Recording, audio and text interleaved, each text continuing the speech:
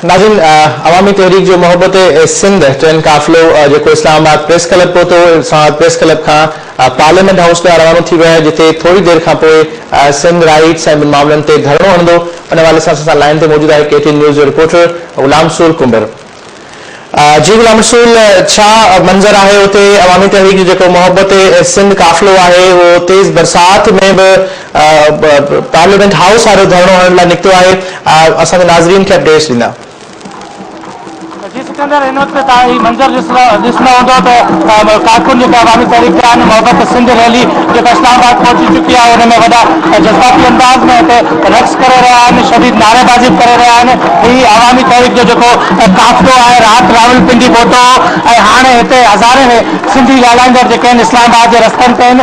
हिन वक्त जेकॾहिं तव्हांखे सूरत हाल हिते नज़र ईंदी हूंदी त वॾे तादाद में जेके हिते अवामी तहरीक जो कारकुन औरतूं मर्द जेके आहिनि उहे वॾे तादाद में मौजूद हैं, जिनके झंडा फैल बल्दियाती निज़ाम खिलाफ नारेबाजी हणी रहा है।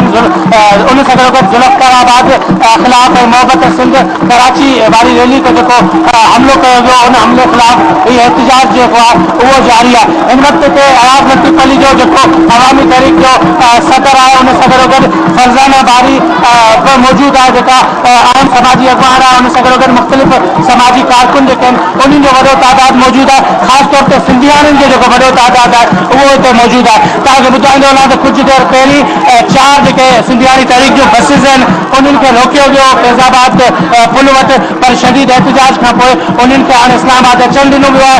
कुछ कलाक पहिरीं 2 कलाक ताईं जेको हिते शदीद बरसात हुई, उन बरसात में बि कारकुन जेके आहिनि उहे इंतहाई घणा जज़्बाती अंदाज में अंदर बरसात में नारा हणी रहिया हुआ ऐं हिते जेके आहिनि से उहे एहतजाज करे रहिया हुआ। हिन वक़्तु अयाज़ पलीजो जेको सदर आहे अवामी तहरीक जो, उन सां असीं ॻाल्हि ॿोल कंदासीं रैली के हवाले से, उहे छा था चवनि ऐं संदनि जो मार्च है उन जे हवाले सां उन्हनि जो कयो मौक़ो आहे। अस्सलाम वालेकुम सर। वालेकुम सलाम। अयाज़ साहब, छा चवंदो इन रैली के हवाले से, मार्च के हवाले से? 22 मई ते जॾहिं असीं कराची निकिता हुआसीं ऐं असांजे 14 भाउरनि ऐं भेणनि खे अदी ग़ज़ाला शबीर सतार ऐं ॿियनि खे शहीद कयो वियो हो, तॾहिं असीं सिंध जे विरासत जे ख़िलाफ़ आया हुआसीं। अॼु वरी सिंध जे इंटेग्रिटी ते सिंध जी वहदत ते वार थियो आहे। अवामी तहरीक 6 तारीख़ ट्रेन मार्च खणी निकिती आहे, जी अवामी तहरीक लाड़कावा मीरपुर ख़ास है दादू ऐं शिकारपुर ऐं जैकबाबाद ऐं भोचकी ऐं ठटो वई हुई। जी अवामी तहरीक वरी आई है मैदान ते। सिंध जो विरांगो सिंधी कॾहिं क़बूल न कंदा। सिंध में 2 निज़ाम क़बूल न कया वेंदा। जुल्फ़काराबाद के नाले ते सिंध में हिकिड़ो नओं शहर ऐं पोइ सूबो ऐं मुल्क ठाहियो वेंदो, उहो क़बूल न कयो वेंदो। अवामी तहरीक सॼे सिंध में ऐं सिंध जे क़ौम परस्तनि ऐं सिंध जे बाशऊर माण्हुनि सुजाॻ ॿारनि अवामी तहरीक सिंधियानी तहरीक 13 सितंबर ते सॼे सिंध में भैया जाम ऐं शटर बंद हड़ताल हूंदी। सिंध में हिकिड़ी गाॾी ऐं हिकिड़ो दुकान न हली सघंदो ऐं 20, 21, 22, 23 ऐं 24 तारीख़ ते 5 ॾींहं सिंध में घारे वटां हैदराबाद हटड़ी बाईपास मोरो बबरलू ऐं कंदकोट वटां सिंध जूं 5 ई शाहराऊं बंदि करे जेको बि माण्हू सिंध में 2 निज़ामनि जी ॻाल्हि कंदो उनजा रस्ता उनजी एंट्री बंदि कई वेंदी। अॼु असीं हिते इस्लामाबाद में जेके हज़ार भाउर ऐं भेनरूं असांजी सिविल सोसाइटी जा दोस्त इस्लामाबाद जा मुख़्तलिफ़ पार्टीज़ जा गॾु थिया आहिनि, ऐं रुगो पीपल्स पार्टी सॼो ॾींहुं वकालत थी करे ऐं रुगोनि खां 7 सवाल थो पुछां। सवाल नंबर 1, सिंध असेंबली जे हूंदे ऑर्डिनेंस छो आंदो वियो? सवाल नंबर 2, त जॾहिं एक्ट मंज़ूर थी चुको सिंध असेंबली जो हुन जे बावजूदि ऑर्डिनेंस छो आंदो वियो? सवाल नंबर 3, जेके सिंध इत्तेहादी वारनि खे एतमाद में छो न वरितो वियो? सवाल नंबर 4, कराची जा 5 ज़िला बहाल छो न कया विया? सवाल नंबर 6, हैदराबाद ज़िले खे 5 ओरिजिनल हैसियत में रिस्टोर छो न?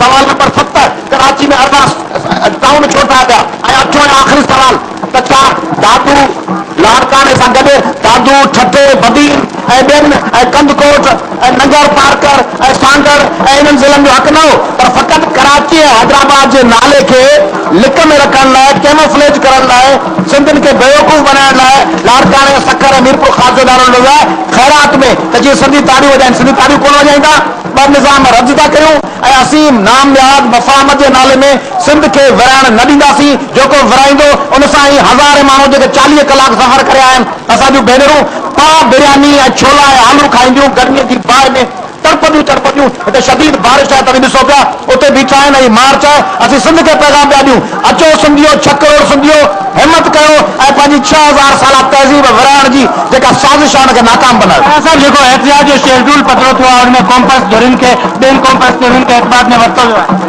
अदा बिल्कुलु 13 सितंबर ते हड़ताल आहे, उन में मूं सपना जो इजलास 11 तारीख़ तलब कयो आहे।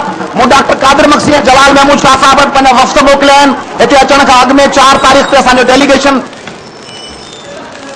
कम के मार्च की दावत ॾिनी आहे। सिंध जा नेशनलिस्ट गॾु आहिनि। पीपुल्स पार्टी शहीद फोटो खणंदासीं, जीअं असां तहरीक खणंदासीं। जयू आहे जमा इस्लामी, जयू आहे असां वटि ट्रेन मार्च ते आबाद हैदराबाद में गॾु हुई।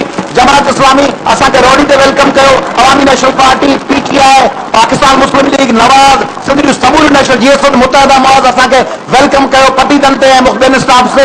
सिंध जा सभु क़ौम परस्त पाकिस्तान जूं सभु मोहब वतन माण्हू, बलोच, पश्तून, सिंधी, सराइकी, पंजाबी, उर्दू ॻाल्हाईंदड़ सभु गॾु आहिनि। पीपुल्स पार्टी MKM खे सिंध जो विरहाङो करणु न ॾींदासीं।